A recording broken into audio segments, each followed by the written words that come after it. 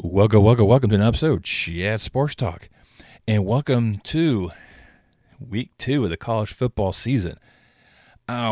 Before I dive into the week 2 games, I will give a quick recap of how I did my previous week 0/week 1 preview.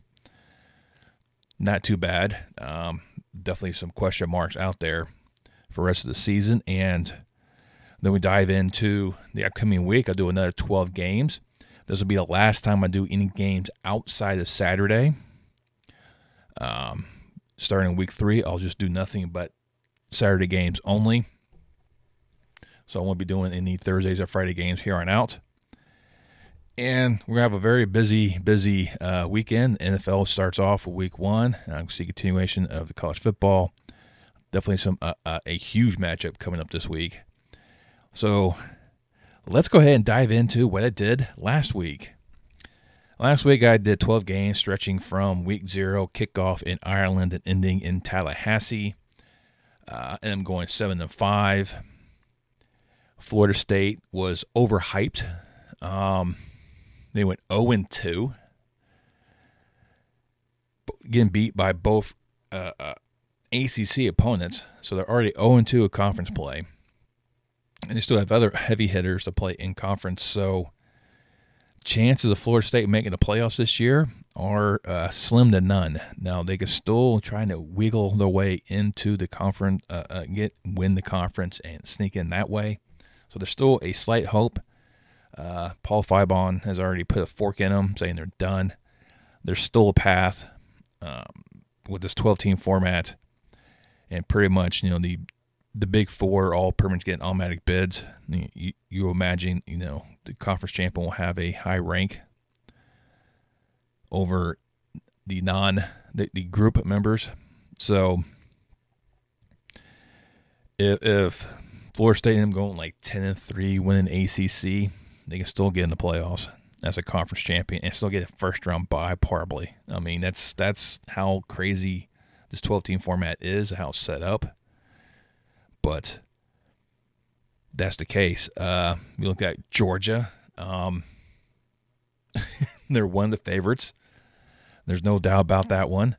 Clemson definitely has some question marks with them because there are one of 4 teams to have not tapped into the transfer portal.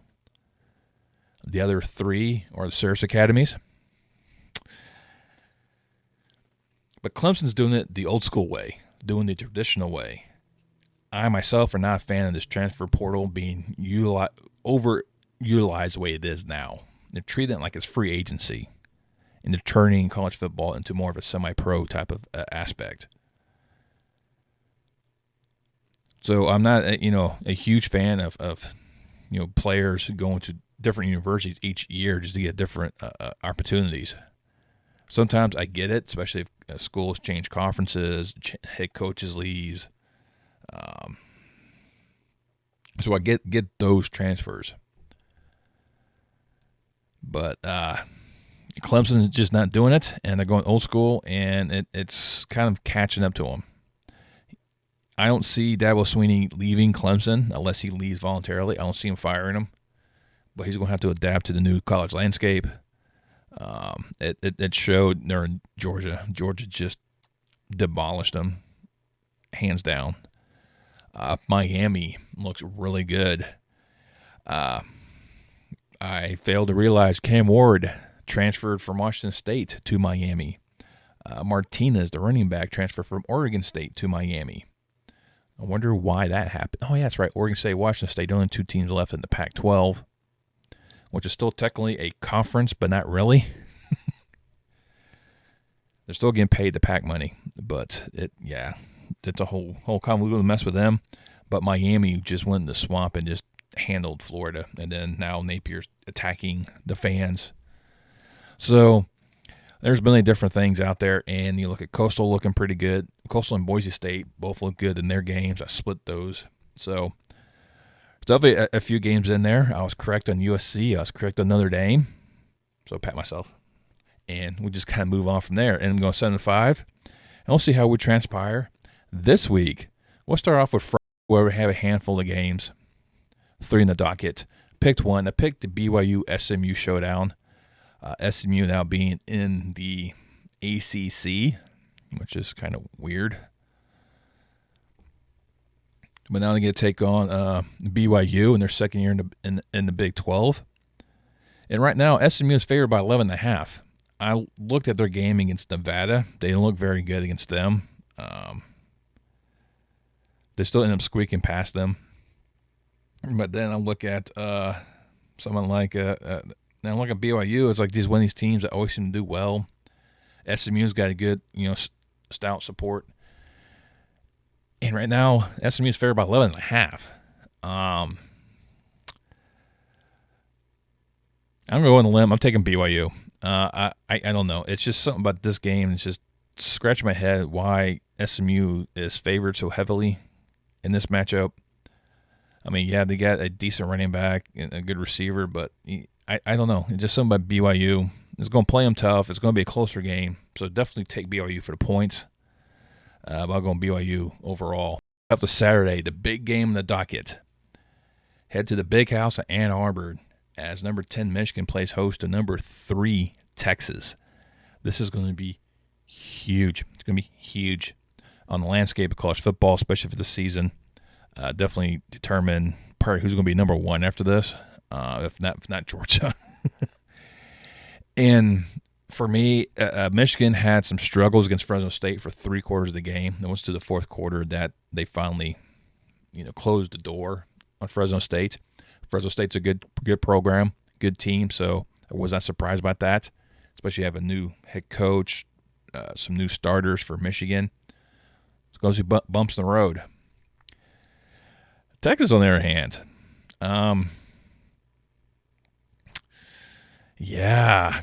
these guys are just picking up where they left off last season. Yeah, they took on Colorado State, so no big deal.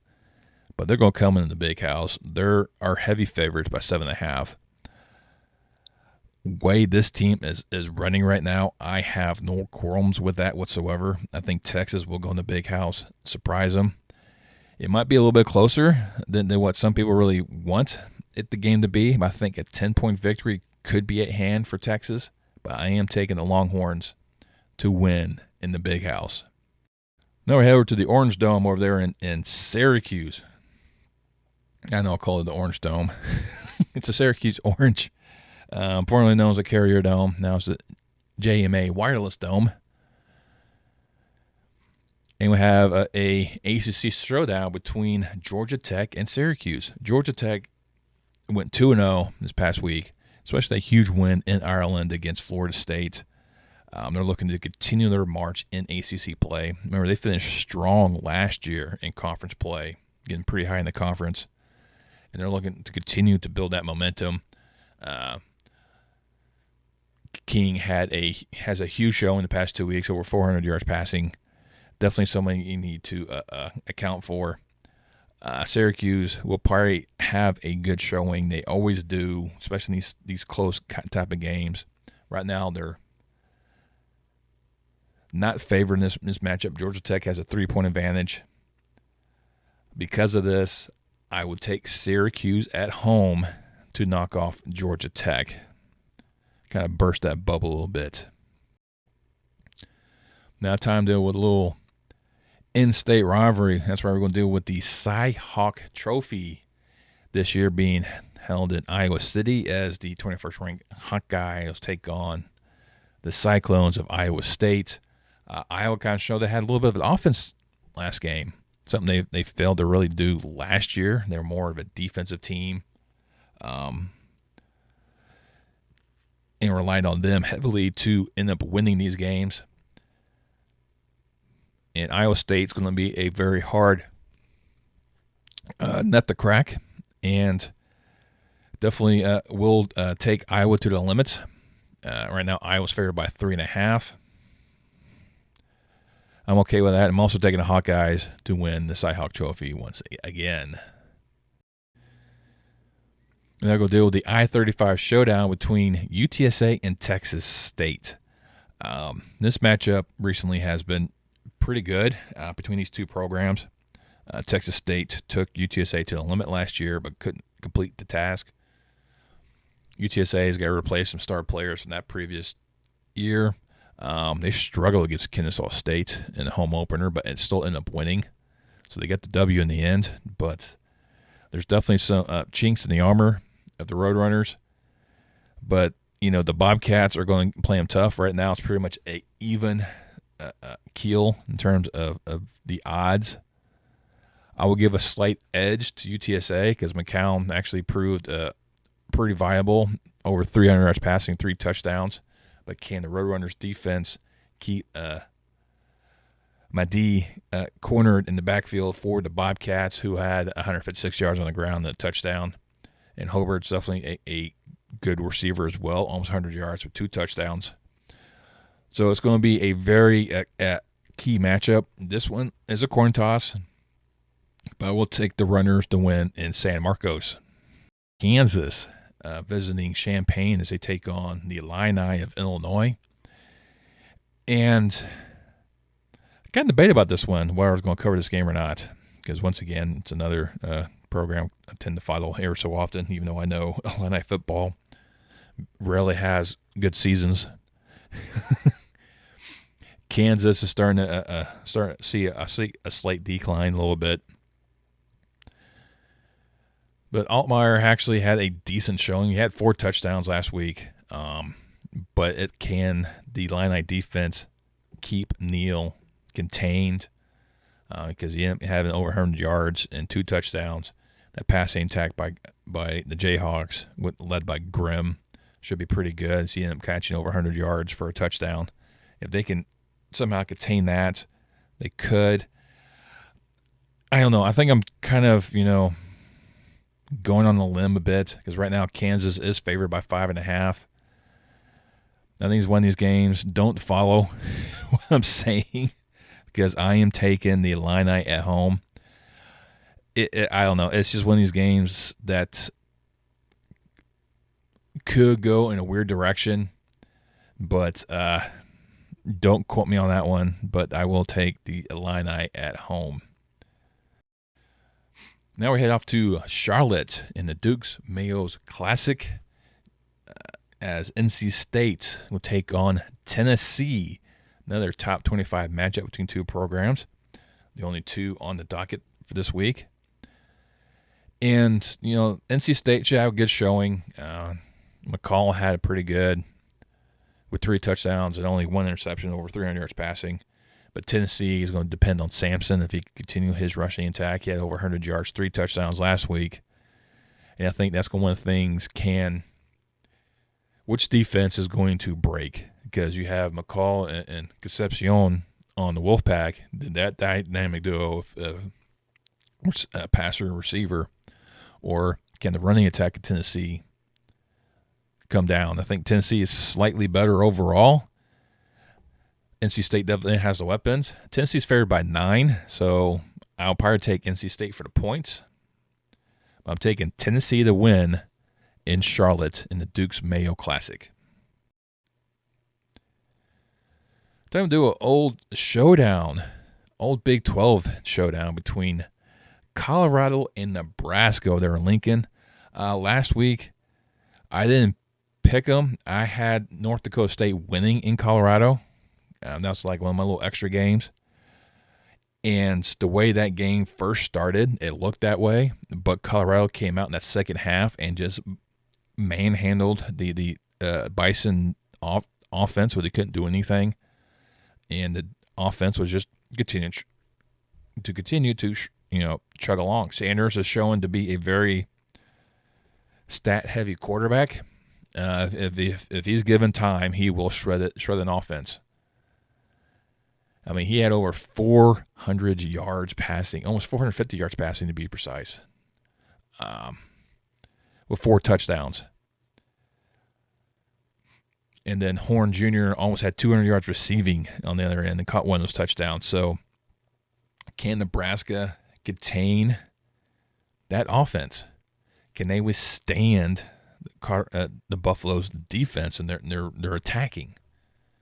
Right now, Nebraska's favored by 7. I'm definitely going to hop on the primetime train on this one. I'm taking Colorado to win in this old showdown because I don't know. Right now, I don't trust Nebraska yet. I know Rule is getting his pieces in place in Nebraska. We should see improvement with Nebraska this year.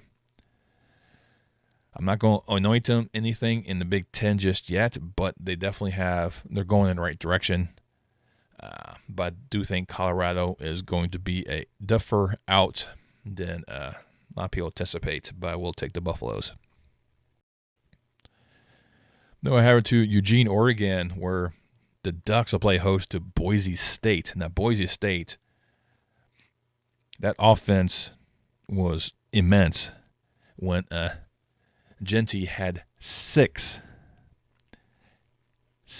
rushing touchdowns against Georgia Southern, when these two teams were just exchanging blows. That is something that Oregon's going to have to handle because they struggled against Idaho in the home opener. I do expect Gabriel and the Ducks to have a better performance. He had over 350 yards passing. He had 380 yards exactly with 2 touchdowns. But can, Oregon's defense clamp down on Boise State's offense? That's going to be the question. I don't think they can. Right now, Oregon is favored by 19.5. I would take Boise State for the points right then. Just looking at that. If it's 19.5 for Oregon, I'm taking Boise State. Even though even if they lose by 14, you win. It's a slap in the face in Boise State and overhyping Oregon right now. Right now, Oregon does not deserve that much hype. I still think they still have a good year. I think they're a Big Ten champion contenders. But there's definitely some things you have to look out. Replacing Bo Nix is going to be a huge factor in getting that Ducks offense back and going. I think Gabriel could do that. But Boise State is going to be winning these tough outs. I'm still taking the Ducks, but not at 19.5. That's a slap to the Broncos, but yeah, no, I'm taking the Ducks at home. Probably win by 14, but that's where I'm going at. And then we'll go over to Las Cruces, New Mexico, as New Mexico State Aggies play host to Liberty Flames. This is the showdown of last year's Conference USA Championship game, where a 10-win New Mexico State. What realm of reality are we in? Which earth at MCU are we on? Took on undefeated Liberty and ended up losing. This is going to be kind of the same scenario. Liberty right now is favored by 22.5. I'm more likely to take the points for New Mexico State. They'll probably lose by 21, but if they lose by 21, you win. But I will take Liberty to win in this showdown. Right now, Salter is just pretty good. Cooley, another good running back, over 100 yards. There's just too many weapons on the Flames to try to corral and put out. So I have a feeling they're going to set New Mexico State ablaze and walk away with the W. In my last game in the docket, we'll head out to Tempe over there at Mountain America Stadium as the Arizona State Sun Devils play host to Mississippi State Bulldogs in a huge showdown. And Mosley right now is the top receiver in this game coming out of Mississippi State. He had over 100 yards and a touchdown, but Leavitt, his 2 touchdown performance, over 250 yards passing, is going to be a focal point of this team and trying to get anything going beyond that. I think with this showdown, I like Arizona State in this one. They're favored by 5.5. I think it's going to be really close. I think it's going to be like a 3-point affair. And I'll take the Sun Devils escaping with a victory against Mississippi State. Well, a little side note. In post-production, I just realized I did not do 12 games. I actually overlooked one. I forgot the River City rivalry between the Pittsburgh Panthers and the Cincinnati Bearcats squaring off at Nippert Stadium in Cincinnati, Ohio. And these two should really have a quality showdown to really emphasize these two programs and try to see which direction they're going. Pitt is still trying to get back to the aspects when they had Kenny Pickett. Cincinnati trying to get back when they made the 14 playoff. a few years back. So Cincinnati is behind the throwing arm of Sorsby, who has over 380 yards passing and 2 touchdowns. But Pitt's running attack, led by Reed, 145 yards and a touchdown, should give the Cincinnati defense some headaches. This should be a very fun, interesting game, old-school rivalry game between these two. Right now, Cincinnati is favored by 1.5. I am also going with the Bearcats to take this. Well, that's the showdown for week 2. We'll see how this pans out, see if I get a little bit better than 7-5 or eke out that same type of victory again. But let me know down below which game you're looking forward to this weekend. Like I said, there's a lot of games out there. The big one is going to be in the big house with Texas and Michigan. Definitely going to look forward to that one. There's a lot of games of teams taking on teams they should easily beat. This is early in the season. You see a lot of that happening anyways. But do you think Florida State's actually done? I mean, that starting 0-2 is definitely putting them behind the 8 ball. They're stuck between a rock and a hard place. But, stranger things have happened. We'll see how they recover. But let me know down below what you think I got wrong, what you're looking forward to. Let's mix it up in the comments. It really helps the algorithm, help boost this video out to the masses. If you're still here, still like the ramblings that I do, go ahead and hit the thumbs up. Truly appreciate it. Another thing you can do is subscribe. Not many of you do. Some of you guys have subscribed, and I love you all for doing that. Doesn't cost you a dime. You hit that subscribe button, click that bell icon, turn a notification. Like so, next time I post any more content on my channel. And I'll see you next time on Chat Sports Talk.